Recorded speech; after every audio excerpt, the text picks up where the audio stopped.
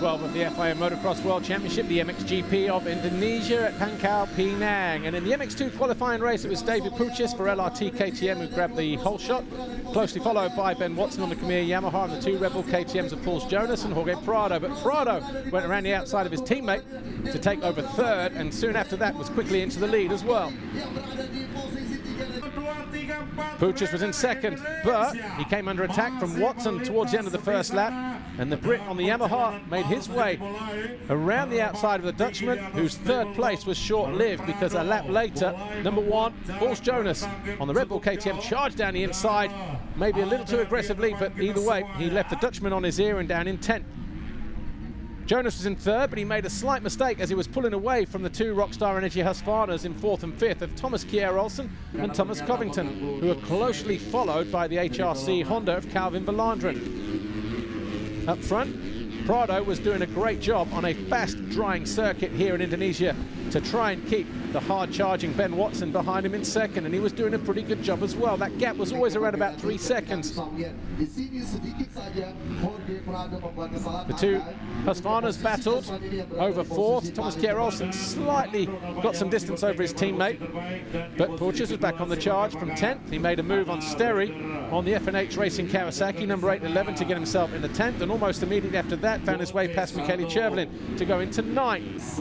At the same time, in the background, in that right-hander, Jonas fell from third, handing the third and fourth place positions to Thomas Kjær-Olsen and Thomas Covington. Jonas would emerge back in 5th place.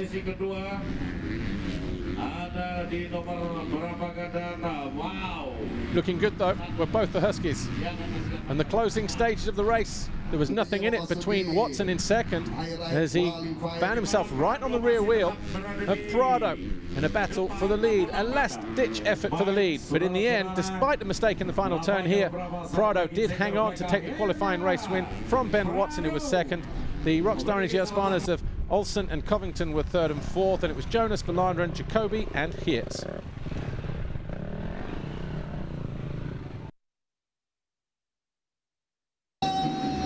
In the MXGP qualifying race, and back from injury, Jeffrey Herlings followed his teammate Tony Cairoli into the first turn, closely followed by Gauthier Paulin and Clément de Sal, but Herlings' shoulder would be put to the test almost immediately. First of all, in this right-hand turn, as he hit hard into the rut there, and then in the next turn, as he found his way past his teammate on the little double step-up in the Dragon's Back section of turn 3. But Herlings did go through and take the lead immediately. 2 corners later, though, Tony Cairoli gifted Herlings an escape route at the head of the field, and the Sicilian emerged in 6th place onto the rear wheel of de Sal and Geiser. They were battling over 4th place. Just ahead of them, Glenn Koldenoff quickly found his way past the 21 of Gauthier Paulin, but then threw it away at the end of pit straight. He lost the front end.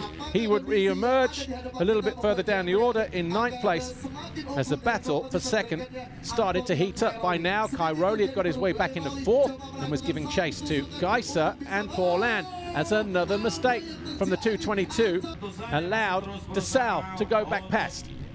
Paulin almost lost second position as Geiser continued to press for HRC. But then 1 or 2 little mistakes, and all of a sudden the Monster Energy Kawasaki was past Geiser, and so too was Tony Cairoli on the Red Bull KTM. Paulin on the Rockstar Energy Husqvarna was on borrowed time in 2nd position. Cairoli made a neat move up into 3rd with that move on de Sal. And then on the same lap, just a few corners later, Paulin left the door open. Cairoli and de Sal both charged through to 2nd and 3rd.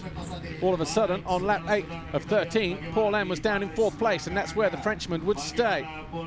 Romain Febvre eventually came home in 5th, but up front, Jeffrey Herlings, who quickly established about a 7.5 second advantage in the early laps of the race, was there in cruise mode as a late charge from the 99 of Anstey found his way past the 243 of Geiser. He also brought with him the 461 of Romain Febvre, but then Anstey would fall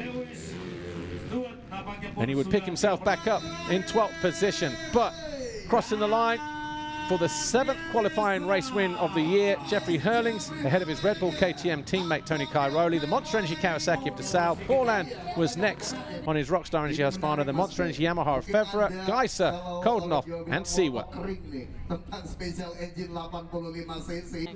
Yeah, definitely, you know, I was in pretty much pain, but it's normal, man. I broke my collarbone less than 17 days ago and it was pretty shattered, so to come back racing, it's already a blessing, and then to win, it's even more. Okay, you know, I couldn't go full gas because I felt like, you know, I lost some fitness, and also, you know, I lost some bike time, and I didn't want to take any risks today, so just cruise to the win. Obviously, it won't be that easy tomorrow, I already know, but, you know, today was a good day.